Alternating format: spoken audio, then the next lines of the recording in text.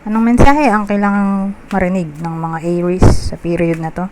Pwedeng nangyayari na itong magiging reading o mangyayari pa lang. Kung hindi man para sa inyo itong magiging reading, edi baka para sa someone na malapit sa inyo, kakilala o idol.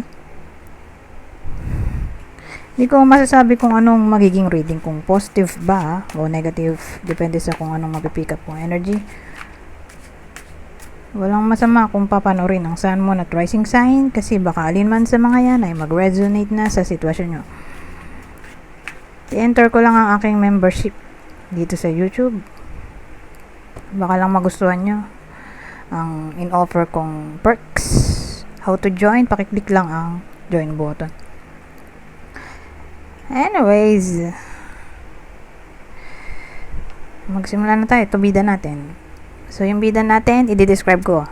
So, tingnan nyo kung makilala nyo yung bida. Kung kayo ba to, person nyo, o kakilala nyo. So, kunin nyo lang yung description na sa tingin nyo ay fit sa sitwasyon nyo o sa kakilala nyo. Ito yung description. Nanay to. Kaya lang kasi sa napansin ko, nakakagulo kapag dalawa yung gender. So, mag-focus na lang tayo sa isa. Okay? Yung kapag, sinasabi ko na masculine energy, pwede rin to sa lalaki kung masculine energy. Mag-focus na lang tayo sa babae. Okay? Isang gender na lang. So, yung gender dito, babae. Okay? Pwedeng nanay na siya.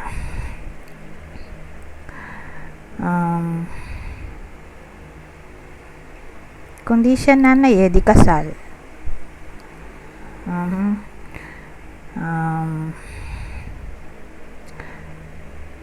Mayaman. Kung di mayaman, di may business. Sariling business. Kung walang business, di may trabaho. Pwede rin ito yung boss ng iba sa inyo. Kung di siya mismo yung boss, di ito yung boss ng iba sa inyo. Senior. Pwede rin senior to. 60 patas ang edad. Anyways, kung mayroon sa kanya, 6 of Cups, Ace of Wands, Page of Wands.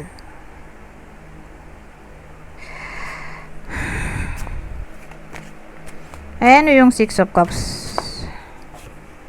Parang may direction tayo. Mahirap pag walang walang subject. Ganito na lang pa diagonal. Mahirap kasi pag ganun Kasi nakikita nyo rin yung background. So, ganito na lang. Para hindi masakit sa mata. Okay?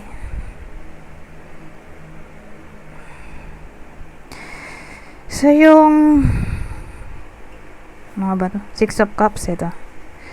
6 of Cups natin kinlarify ng 10 of Swords. Ito. 5 of Wands. 6 of Swords.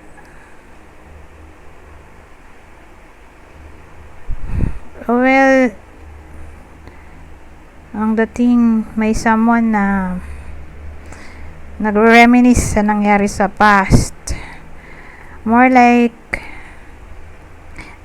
nag-away sila nung someone na nire-reminisce niya dito o namimiss. Eto, nagmukha na tong crisis, nag-away sila. Ayun, nagkakagulo dito. So somehow, habang nagre-reminisce siya, may part na parang gusto niyang magsimula ulit sa simula ng taong nakaaway niya. So in short, parang somehow naisip niya, what if magkaayos sila ulit?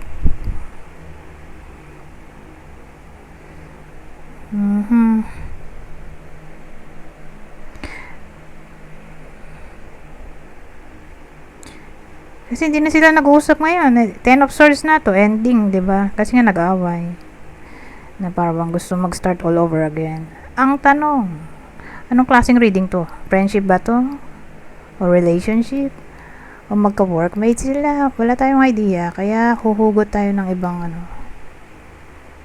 deck. Kasi sa napansin ko, itong tarot, maganda siya sa pag-describe ng sitwasyon. Pero pag hindi mo maintindihan masyadong general ba. Saka ko to ginagamit, Lenormand. Kasi ito specific talaga. Kaya minsan hindi ko rin maintindihan at dahil sobrang specific, para kang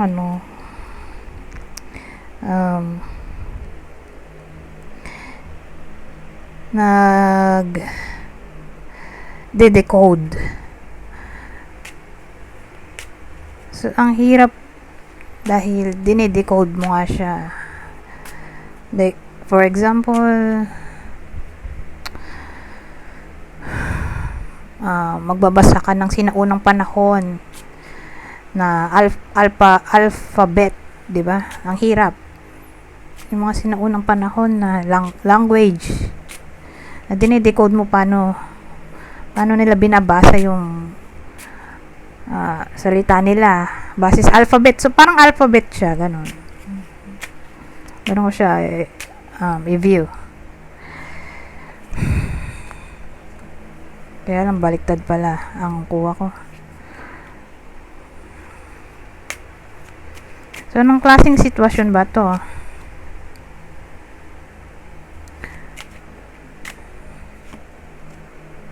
Oh, ending din to.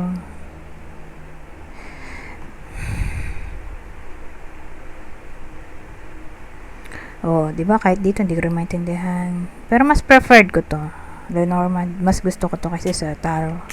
Kaya lang mas sikat kasi yung tarot eh. Kaya hindi ako mapag-focus sa Lenormand. Kasi hindi naman lahat aware sa ganito. Kadalasan yung viewer mas alam nila yung tarot.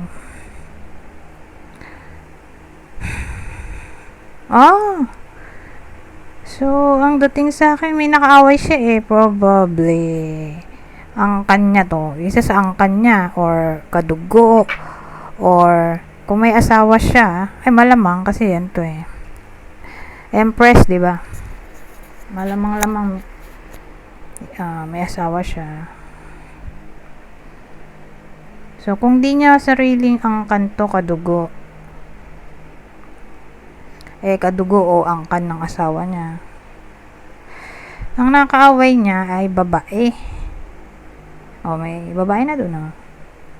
Ayan. Ito kasi ngang 10 of Swords at Coffin. Almost the same. Kinalaman sa ending. Pero ito, negative yung energy ng babae. Kaya lang maganda rin naman to. So, paano ba to?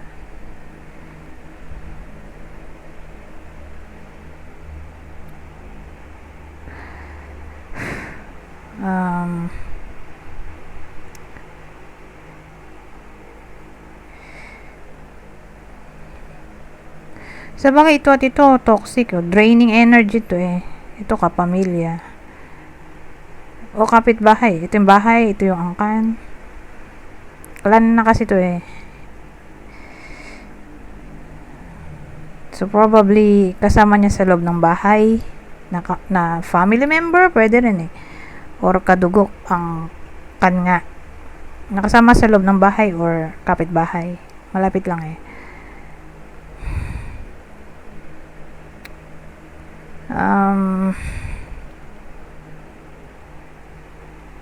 Ba't kaya sila nag-away? Kasi itong clover natin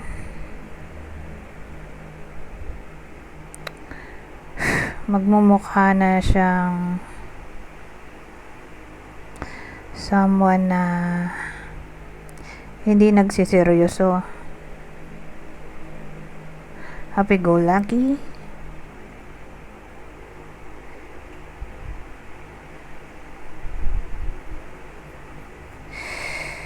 O sabihin nating saglit lang yung connection nila. So sabihin natin dumalaw o nakitira. As in, saglit lang yung pwede rin ganun saglit lang sila nagkasama, wala pang ilang taon.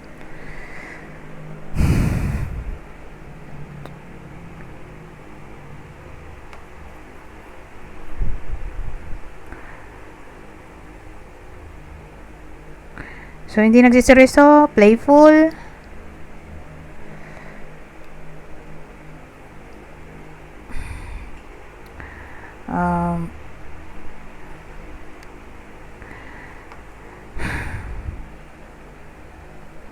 Ngayon, paano tong ano ba to? Mice. Kasi yung mice, may kinalaman sa draining energy nga. Kasi peste siya So, pag peste, di ba nakakainis?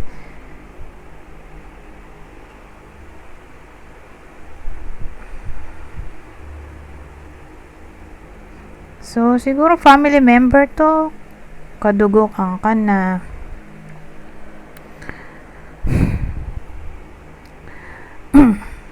pwede ring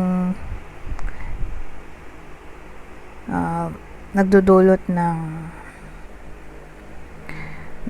gulo, sumasawsaw sa gulo.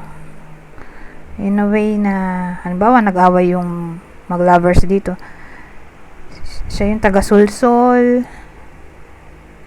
Pwedeng ganun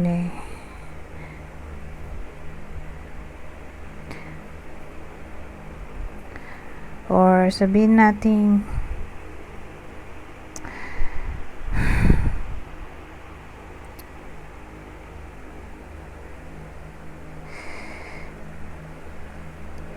third party to sa relasyon pero hindi naman other person na may kinalaman sa cheating. Although pwede rin siyang cheating pero hindi yun yung na-vibe ko. Third party, sabihin natin parents, siblings, anak, kadugo in general, sa side ng bida or ng asawa niya na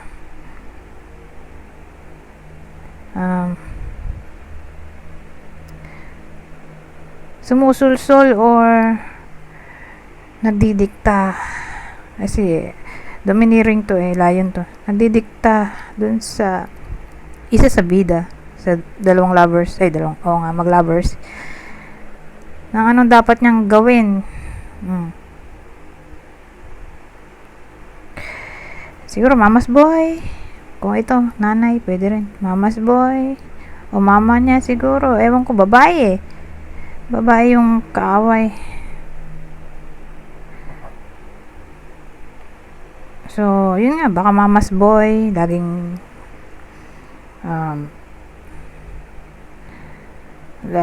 nakikinig sa nanay. Hindi naman masama, pero ang masamang part ay malaki na yung anak dinidiktahan pa. O lagi siyang may eksena, di ba, nakakasura pa gano'n. Or kapatid, kaibigan, anak, kamag-anak in general. Or siguro, kung gagawin natin tong pera, lagi nanghihingi ng pera, itong dalawa.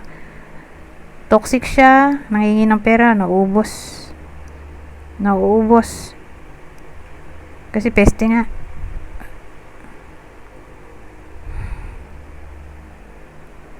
Or sabihin natin nakikitira, naubos ang pagkain dahil sa kanya or ang pera.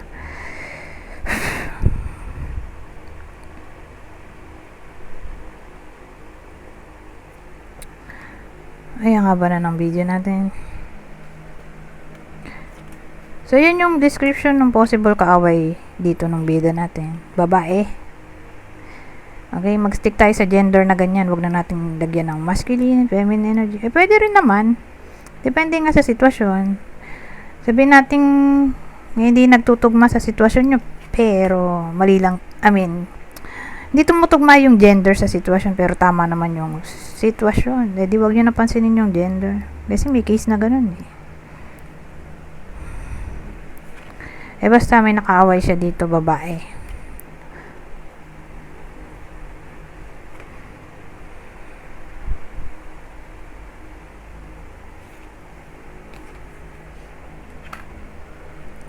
Na somehow, papaisip siya sa mga magagandang alaala nila. Dahil naisip niya nga yung mga magagandang alaala, napapaisip siya, what if, kaayos sila ulit. Mag-start sila all over again. Eh, ano yung Ace of Fire?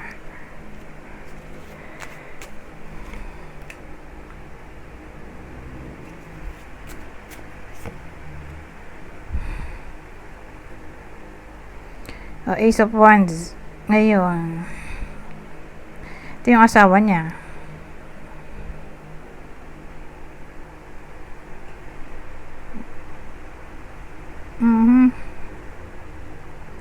Well, actually, gusto nga nung asawa pagbatiin sila eh.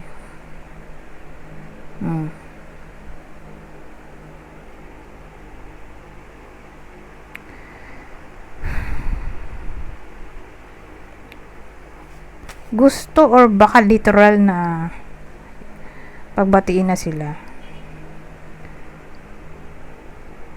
Alam mo yun, yung di pinagplanuhan, kusa na lang. Kasi may ano tayo eh, 8 of Wands na parang may kinalaman sa pagiging impulsive.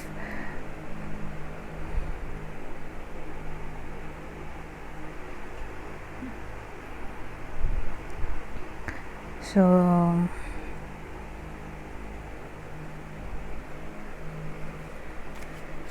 ganun eh.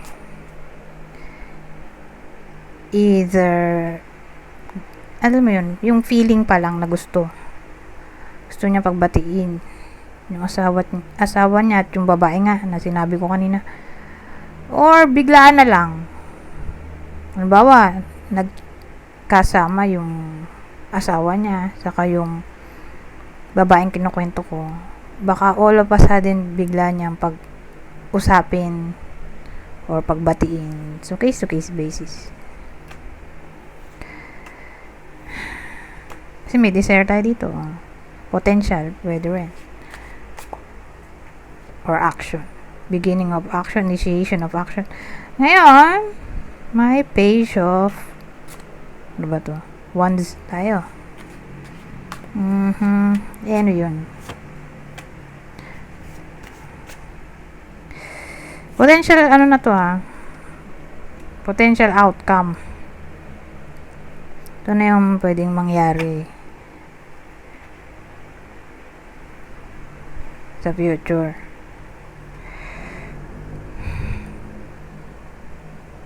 Oh.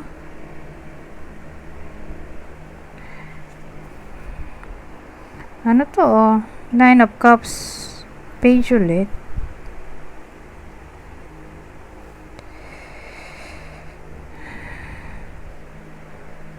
Page of Wands to. Diba? Ito naman Page of Cups. Ito naman Ace of Cups.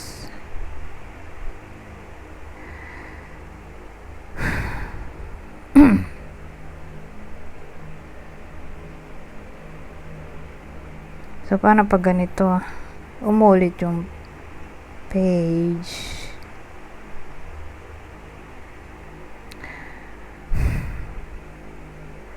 So, ang dating sa akin, kapag ganito na umuulit, may umuulit, baka may meaning yon. So, idadiretso ko na yan.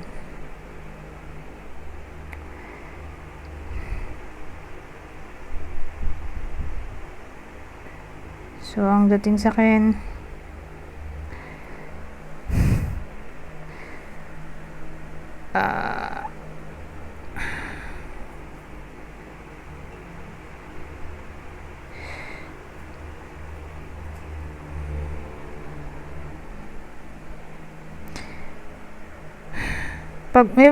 pagbabatiin sila dito eh.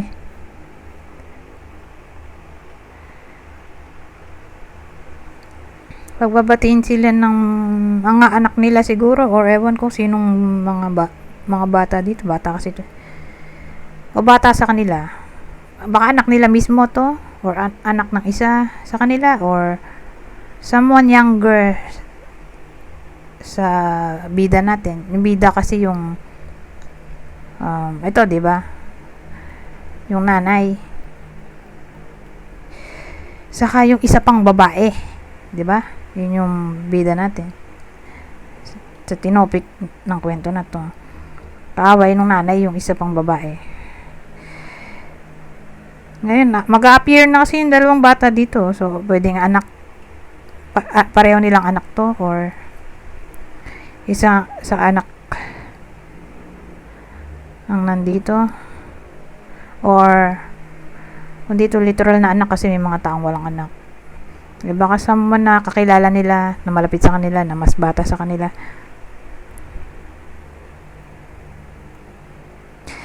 Para bang yun ang wish dito eh.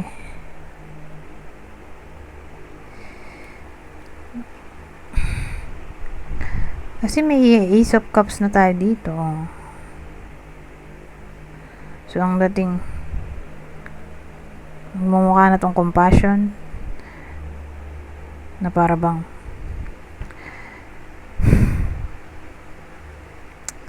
sasabihin ng taong to dun sa mga bida natin na maawa na sila sa isa't isa at magbati na. Ganun. Ganun dating. OMG.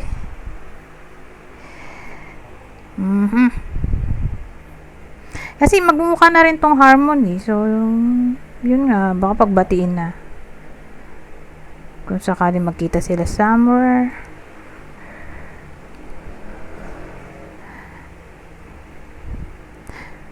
At yun nga ang wish nito. Itong taong to, magbati na sila. Ang tanong, magbabati nga kaya, no? Eto, gamitin natin to. Ang tanong, di ba magkakabati ba sila? Yes or no?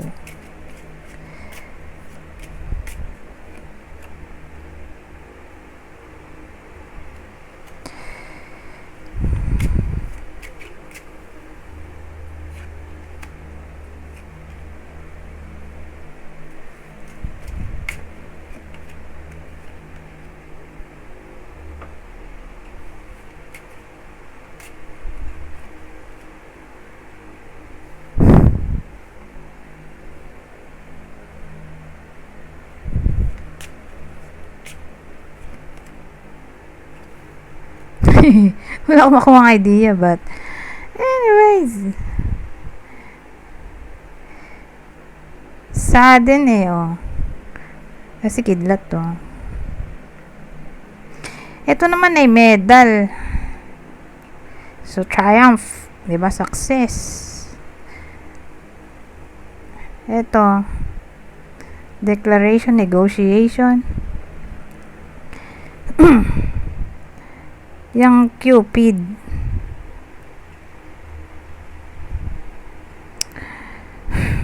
Ay may kinalaman sa impulse.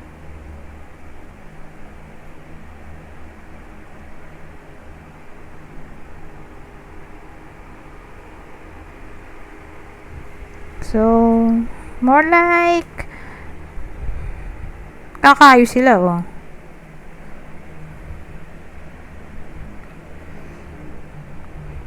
Malaki chance makakayo sila. Shocking nga to actually.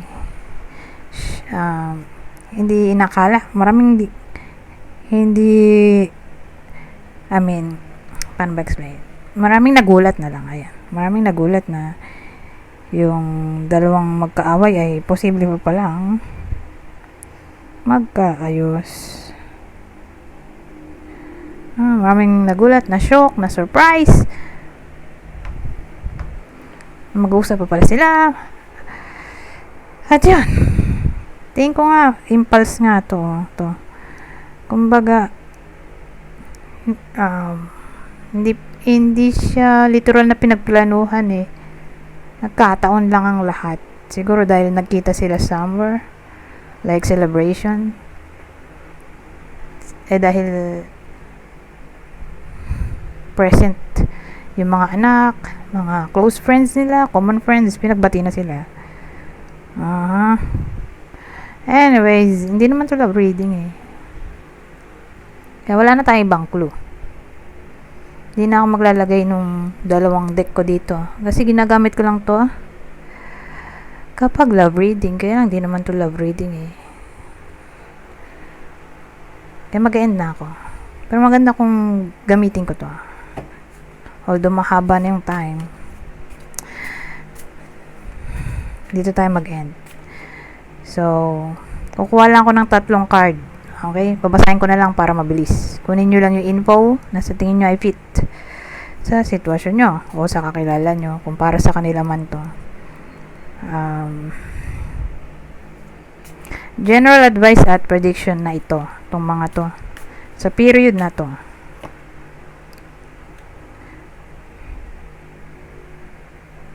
So again, basahin ko na lang para mabilis. Dahil masyado nang mahaba ang time. Past lives. We reunite with our loved ones over and over again through many different lives. Ito, recognition or recognition. The divine will help you recognize signs and miracles. At ang huli, remarks. Notice everything remarkable about your relationships. Anyways, hanggang dito na lang. Goodbye for now.